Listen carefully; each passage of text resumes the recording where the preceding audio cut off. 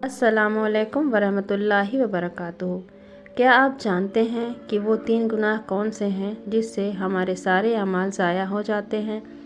हम जो भी नमाज़ें पढ़ रहे हैं, जो भी दुआएं मांग रहे हैं, इबादतें, रोज़े, हज, उम्रा सब ज़ाया हो जाते हैं इन 3 गुनाहों से, जो कि हमारी ज़िंदगी का ऐसे हिस्सा बन गए हैं, हमें पता ही नहीं होता कि जाने अनजाने में ये गुनाह हमसे कब हो जाता है।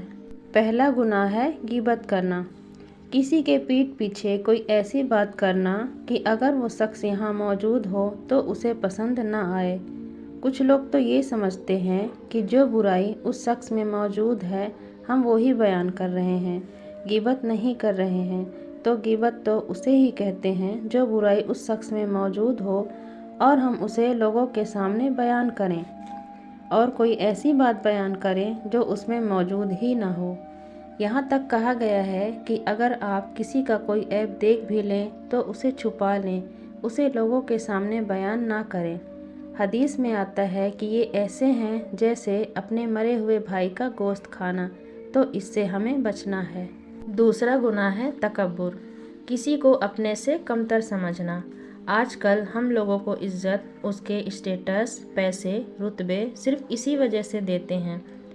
हमारा दीन ये सिखाता है कि हम इंसान को इंसान समझें, उसकी गरीबी अमीरी से जज ना करें, हर इंसान से आजिज़ी से पेश आएँ।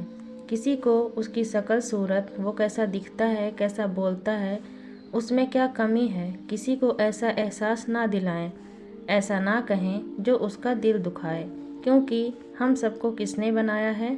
अल मुसव्विर, हमारे रब ने। हम जाने अनजाने में कुछ ऐसा बोल देते हैं जो बातें लोगों का दिल दुखाती हैं और हमारे अमाल ज़ाया हो जाते हैं। और तीसरा बड़ा गुनाह है वो है हसद करना। हम दूसरों की नेमतों को देखकर ये सोचते हैं कि उसके पास बहुत कुछ है, हमारे पास कुछ नहीं है। हम अपनी ज़िंदगी से ज़्यादा दूसरों की ज़िंदगियों में देखते हैं कि उसके पास बहुत है, अल्लाह ने उसे क्यों इतनी नेमतें दे रखी है।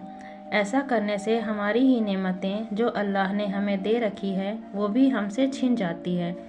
हम बेसुकून हो जाते हैं अपनी हसद की वजह से।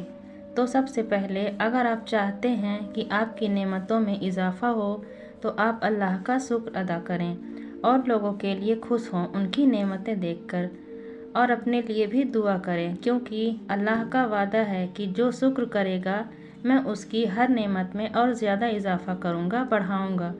तो ये बेस्ट तरीका है। अगर आप चाहते हैं कि आपके पास भी हर नेमत हो तो आप दूसरों की नेमतों से हसद ना करें, बल्कि अपनी नेमतों का शुक्र अदा करें।